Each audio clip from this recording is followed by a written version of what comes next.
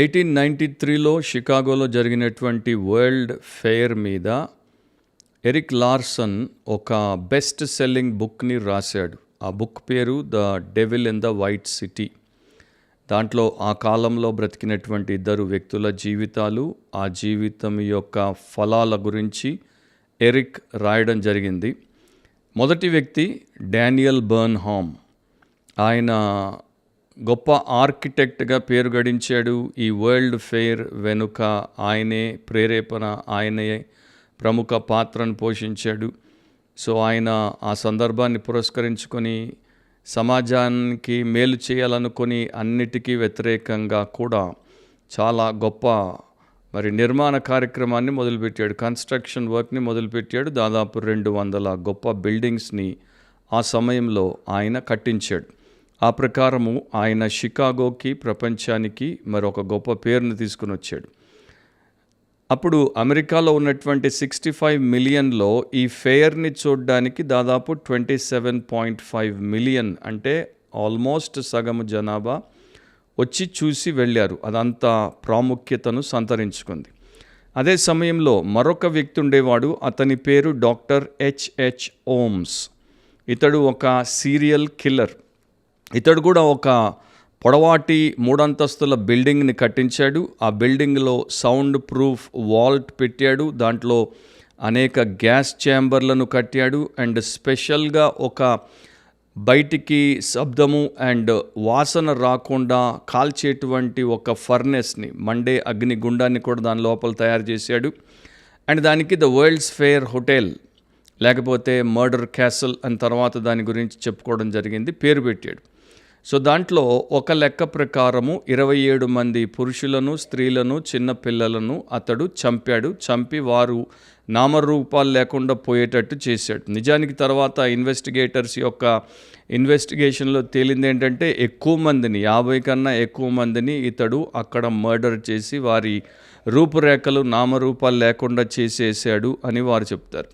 So ఇద్దరు వ్యక్తులు, Daniel Burnham and HH Holmes, వీరిద్దరిని తీసుకుంటే ఒక ఆయన మంచికి, ఒక ఆయన చెడుకు, ఒక ఆయన ఇతరుల క్షేమానికి, ఒక ఆయన ఇతరుల క్షేమానికి, ఒక ఆయన ప్రపంచ ప్రయోజనానికి, ఒక ఆయన ప్రపంచానికి కీడు కల్పించడానికి వారిద్దరు బ్రతికినట్టు మనం చూస్తాం. అండ్ ప్రపంచంలో ఉన్నటువంటి మనుషుల్లో ప్రస్తుతం ఇట్లాంటి 2 కోవలకు సంబంధించినటువంటి వారు మనకు కనపడతారు. క్రీస్తునందు ఉన్నవారు, క్రీస్తునందు లేనివారు, క్రీస్తునందు ఉన్నటువంటి వారు, క్రీస్తును పోలినటువంటి వారు, అండ్ క్రీస్తులో ఉండి కూడా ఉన్నామనుకుని కూడా క్రీస్తును పోలి ఉండకుండా ఉండేవారు.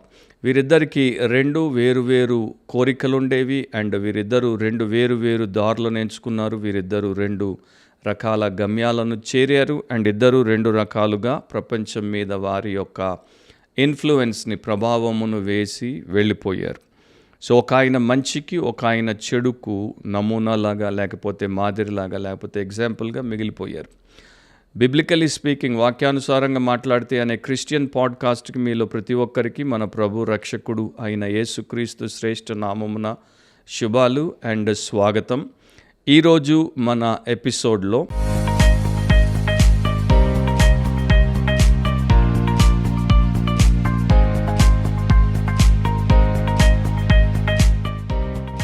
మన ఎపిసోడ్ యొక్క title old testament Saul versus new testament Paul.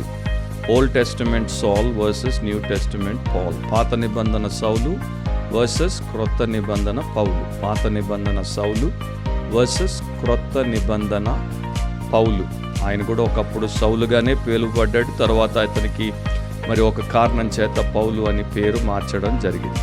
So ఈ పాడ్కాస్ట్లో నేను బ్రీఫ్గా చేయదలిచింది ఏంటి అంటే, ఇద్దరు సౌలులు, పాత క్రొత్త నిబంధనలో ఉన్నటువంటి ఇద్దరు సౌలులు, వారి యొక్క జీవితము, దేవుడు వారికి ఇచ్చినటువంటి అవకాశము, వారి ముగింపు ఏ ప్రకారం ఉండింది అనేది క్లుప్తంగా మీతో పంచుకుంటాను. ఒక ఆయన స్వంతము కొరకు బ్రతికి నాశనం అయిపోయాడు. మరొక ఆయన స్వరక్షకుడైన యేసుక్రీస్తు కొరకు బ్రతికి నిత్య జీవానికి వెళ్ళాడు. ఒక ఆయన ఇతరులకు క్షేమముగా ఉన్నాడు. ఇంకొక ఆయన అప్పుడు ఇప్పుడు అందరికీ క్షేమముగా ఉన్నాడు.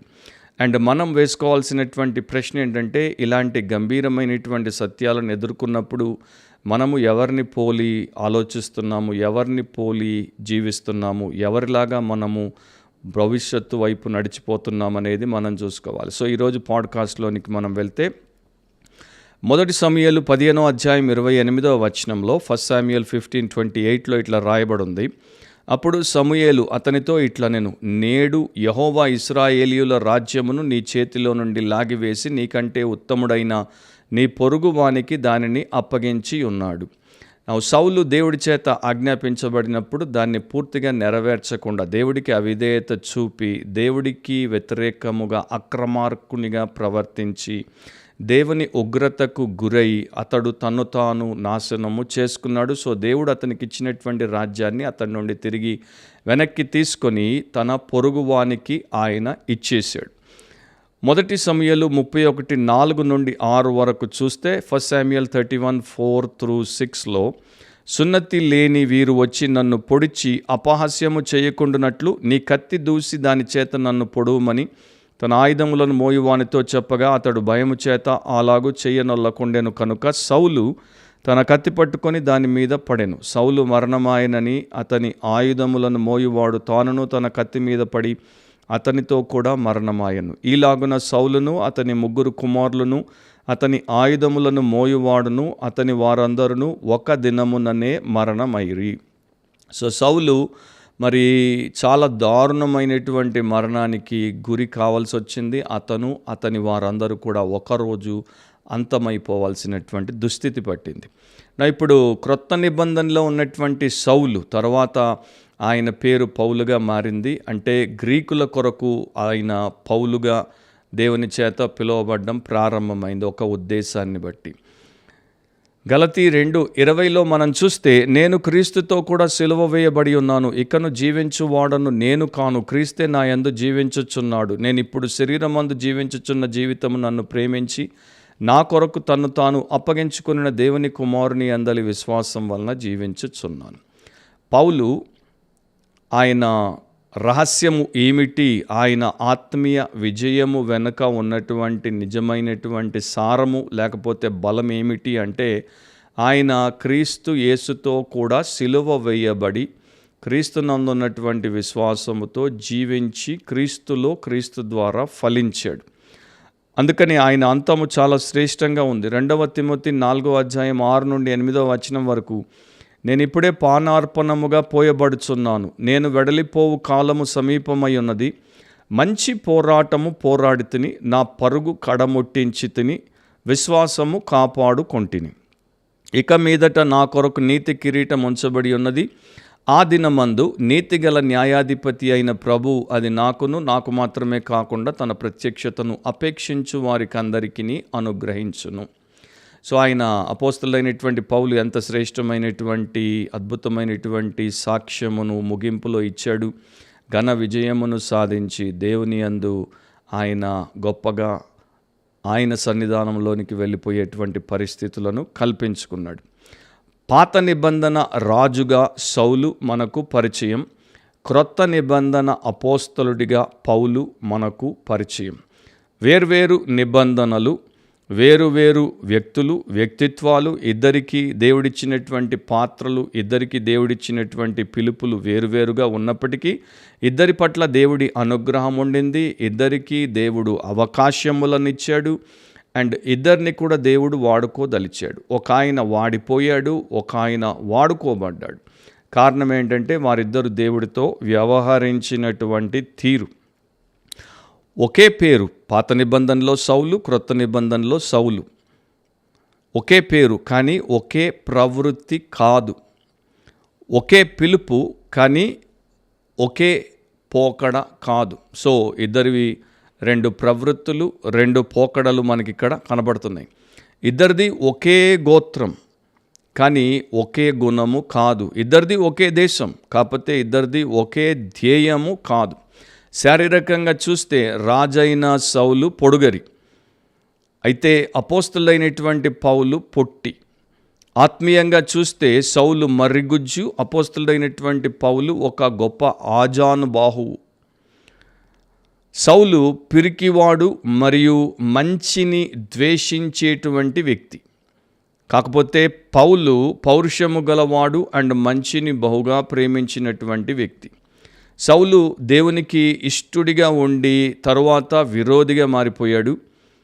పౌలేమో మొదట దేవునికి విరోధిగా శత్రువుగా ఉండి ఆయనను దమస్కు మార్గంలో ఎదుర్కొన్నప్పుడు పూర్తిగా రక్షించబడి రూపాంతరపరచబడి దేవుని యొక్క స్నేహితునిగా, దేవుని యొక్క సేవకునిగా సమర్పించబడినటువంటి వ్యక్తిగా మారిపోయాడు.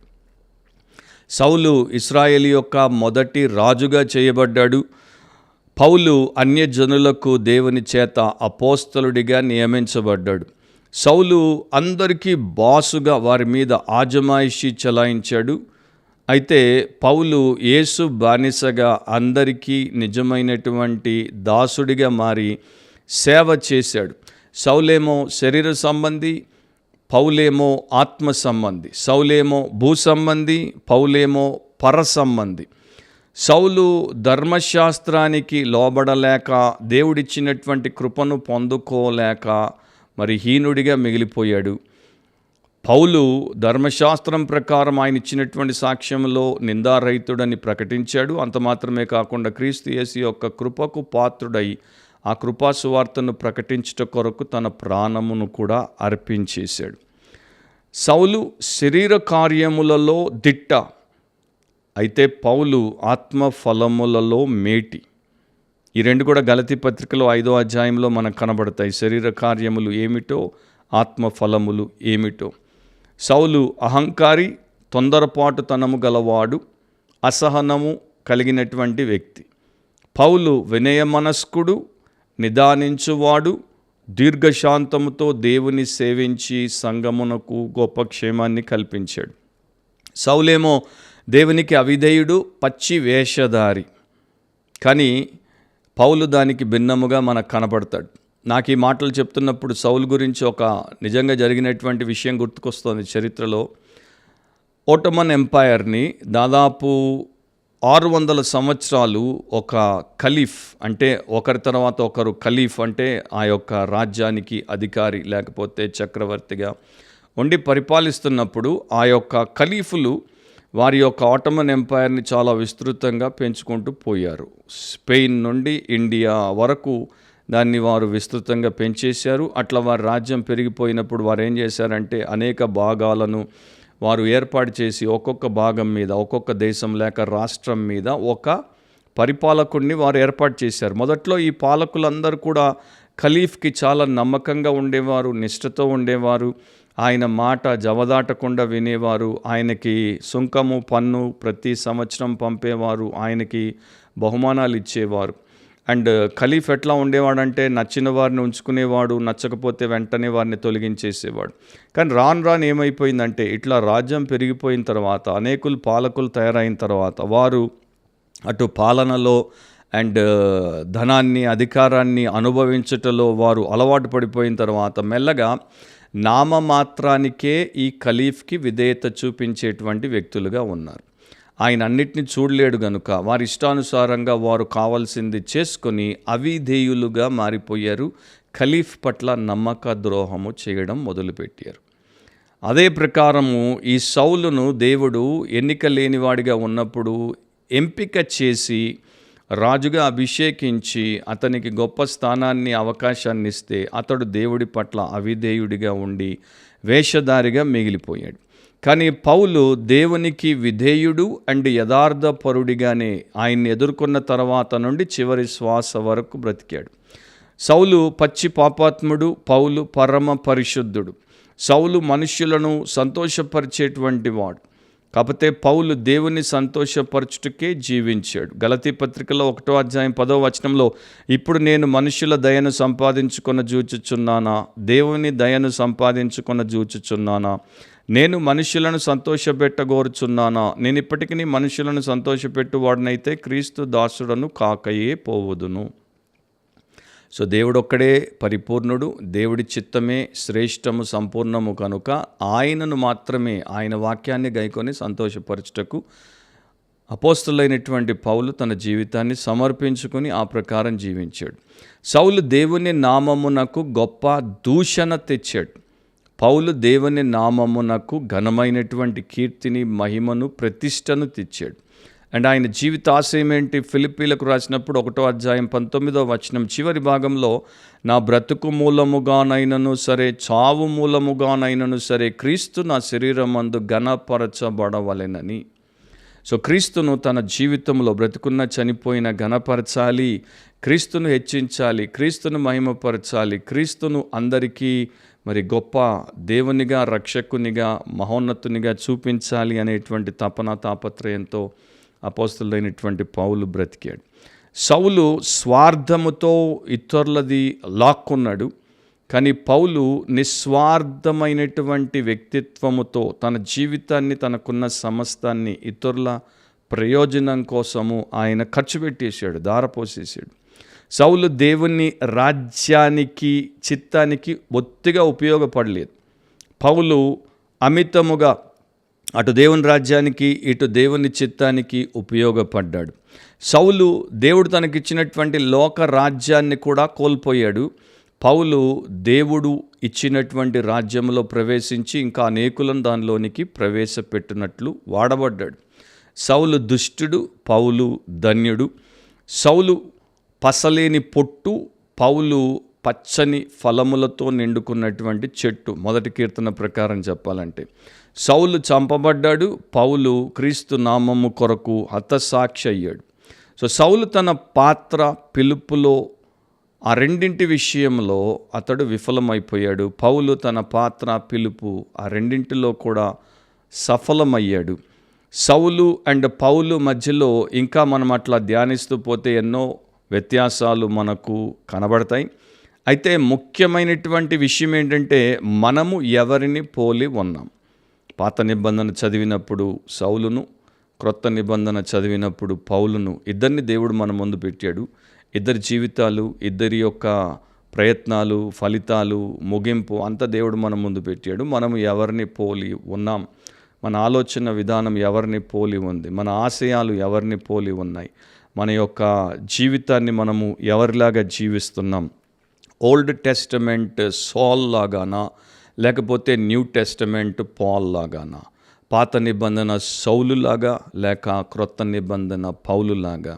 అది ఒక గంభీరమైన ప్రశ్న. ప్రతి క్రీస్తు యేసునందున్నటువంటి విశ్వాసి, శిష్యుడు, శిష్యురాలు వేసుకొని దానికి సరైనటువంటి జవాబు ఇవ్వాల్సినటువంటి ప్రశ్న. ఇద్దరు వ్యక్తులు ఒకే దేవుడి చేత, అద్వితీయ సత్య దేవుడి చేత పిలువబడ్డారు. కానీ ఇద్దరి ప్రతిస్పందనలు, ఇద్దరి రెస్పాన్సెస్ వేరువేరుగా ఉన్నాయి. ఇద్దరు దేవుడికి సమీపస్తులుగా వచ్చారు, కానీ ఇద్దరు దేవుడికి సేవ ఒకరు చేసినట్టు ఇంకొకరు చేయలేకపోయారు. అపోస్తలుడైన పౌలు నిజమైన దేవుని సేవకుడు. సౌలు అతడు స్వార్థానికి బలి అయిపోయినటువంటి ఒక దుష్టుడు. సో ఈ ప్రకారం మనము చూసుకుంటూ పోతే వారిద్దరు చరిత్రలో ఎట్లా మిగిలిపోయారో బైబిల్లో బయట మనకి తెలిసినటువంటి విషయమే. రాబర్ట్ కప్ఫర్ షమిడ్ అనేటువంటి ఒక 81 సంవత్సరాల వృద్ధుడు ఒకానొక సమయంలో తన స్నేహితుడు పైలట్ అయినటువంటి 52 సంవత్సరాల వెస్లీ సిక్కల్తో ఒక చిన్న విమానంలో ఒక చోట నుండి ఇంకొక చోటికి వారు వెళ్ళాల్సి వచ్చింది. వెళ్తున్నారు. జూన్ 17, 1998 ఇండియానాపోలిస్ నుండి ఇండియానాలో ఉన్నటువంటి మున్సీ అనేటువంటి ప్రాంతానికి సెస్నా 172 సింగిల్ ఇంజిన్ ప్లేన్లో వారు బయలుదేరారు. సో పైలట్ వెస్లీ దాన్ని తీసుకెళ్తున్నాడు. సడన్గా వారు గాల్లో ఉన్నప్పుడు కొంత దూరం పోయిన తర్వాత వెస్లీ ఒక్కసారి ముందుకు కుప్పకూలి చనిపోయాడు. ఆయనకి హార్ట్ అటాక్ వచ్చి ఆయన చనిపోయాడు. ఇప్పుడు దాంట్లో పక్క సీట్లో ఉన్నటువంటి 81 సంవత్సరాల రాబర్ట్కి విమాన ప్రయాణము అండ్ విమానమును ఎట్లా నడిపించాలో దాని గురించి బొత్తిగా ఏమీ తెలియదు. కాకపోతే వెంటనే అతడు ఆ సమయంలో దాని యొక్క కంట్రోల్ని తీసుకొని రేడియోలో అతడు మరి ఆ పరిస్థితిని వివరించాడు. గట్టిగా అక్కడ ఎవరికి వినపడుతుందో, ఏటీసీయో లేకపోతే పక్కన ప్రయాణం చేస్తున్నటువంటి విమానాల్లోని పైలట్స్కో ఎవరికి వినపడినా పర్లేదని, మా పరిస్థితిని, ప్రమాదాన్ని దయచేసి గమనించి సహాయం చేయమని హెల్ప్ కోసం గట్టిగా అతడు ప్లీడ్ చేశాడు, అడిగాడు, బతిమలాడాడు. సో కాస్త దూరంలో ఉన్నటువంటి ఇంకొక ప్లేన్లో ఇద్దరు అనుభవపూర్వకమైనటువంటి పైలట్స్ దాన్ని వినగానే వెంటనే వారు స్పందించారు అండ్ వారు అక్కడ చూస్తే దగ్గరలో ఒక మౌంట్ కంఫర్ట్ అనేటువంటి ఒక ఎయిర్పోర్ట్ దగ్గరలో ఉంది కనుక అతన్ని అక్కడ దించే ప్రయత్నం చేయడానికి అతనికి ధైర్యం చెప్పారు. వారు ఆ ఎయిర్పోర్ట్లో రన్వే దగ్గరికి వచ్చి 2 సర్కిల్స్ కొట్టారు. తర్వాత అతనికి ఇన్స్ట్రక్షన్స్ ఇవ్వడం మొదలుపెట్టారు. మొదట, రాబర్ట్ మీరు ధైర్యంగా ఉండండి. రెండవది, ఇలా మీరు ఒక్కొక్క స్టెప్ మేము వివరిస్తూ ఉంటే మీరు దాన్ని ఆ విమానాన్ని ఫస్ట్ కంట్రోల్ చేయండి, క్రూజ్లో పెట్టండి, తర్వాత డిసెంట్ అంటే కిందికి దించుకుంటూ రండి, తర్వాత మేము మీ చేత దాన్ని ల్యాండ్ చేయిస్తాం. మీరు గాబరా పడకుండా మేము చెప్పిందల్లా తూచా తప్పకుండా మీరు చేస్తూ వస్తే మీరు సురక్షితంగా నేల మీద ల్యాండ్ అవుతారు అని చెప్పి వారు అతనికి చాలా ధైర్యాన్ని, భరోసానిచ్చి నెమ్మదిగా అతనికి గైడ్ చేస్తుంటే ఆయన కూడా 81 సంవత్సరాల రాబర్ట్ కూడా ప్రతిదీ వారు చెప్పినట్టే చేస్తూ పూర్ణ విధేయత చూపి తీసుకుని వచ్చి ఆ ఎయిర్ క్రాఫ్ట్ని రన్వే మీద ల్యాండ్ చేశాడు. ల్యాండ్ చేసినప్పుడు ముందు మరి టైర్ నోస్ డైవ్ అయినప్పుడు 2 సార్లు విమానం ఎగిరింది. తర్వాత కొంత కంట్రోల్ తప్పినట్టు అనిపించింది. చివరికి అది వచ్చేసి పక్కన రన్వే పక్కన ఉన్నటువంటి పచ్చగడ్డిలో నిలిచిపోయింది. ఇదంతా జరిగింది. 81 సంవత్సరాల వృద్ధుడు, విమానపు అనుభవం లేనటువంటి వ్యక్తి, 2 పైలట్ల యొక్క ఇన్స్ట్రక్షన్స్ని బట్టి వారి ఆదేశాలను గైకొని పూర్తిగా విమానాన్ని దించేశాడు. సురక్షితంగా ఆయనకి చిన్న గాయం కూడా కాకుండా బయటకు వచ్చాడు. దీంట్లో మనం గమనించేది ఏంటంటే ప్రాణాపాయ స్థితిలో ప్రాణాలు పోవాల్సినటువంటి వ్యక్తిని వారు చెప్పినట్టు ఆయన చేశాడు గనుక క్షేమంగా దిగి వచ్చాడు. విశ్వాసులు, దేవుని సంబంధులు, దేవుని యందు భయము భక్తి కలిగినటువంటి వారు కూడా దేవుడు చెప్పేటువంటి ప్రతి మాట, దేవుడిచ్చేటువంటి ప్రతి ఆదేశం, దేవుని యొక్క వాక్యంలో ఆయన యొక్క శ్రేష్టమైన చిత్తాన్ని గైకొంటే వారు సురక్షితంగా దేవుని సన్నిధి, పరలోక రాజ్యంలో, నిత్య జీవంలో ల్యాండ్ అవుతారు. వారికి ఏ హాని కలగకుండా దేవుడు చూసుకుంటాడు. కానీ వారంతటా వారు దాన్ని నడపబోతే క్రాష్ అవుతారు అండ్ వారు మరణానికి అప్పగించబడి నాశనం అయిపోతారు. ఆ స్థితిలో మనము ఉండకుండా జాగ్రత్త పడాలి. సో సౌలు దేవుని వాక్యమును గైకొనక చరిత్రలో చెడ్డవానిగా నిలిచిపోయాడు. పౌలు దేవుని వాక్యమును గైకొని చరిత్ర సృష్టించడమే కాకుండా చిరస్థాయిలో దేవుని సేవకునిగా, అపోస్తలునిగా, అందరికీ మాదిరిగా క్షేమమును పంచినటువంటి ఒక క్రైస్తవ బిడ్డగా మిగిలిపోయాడు.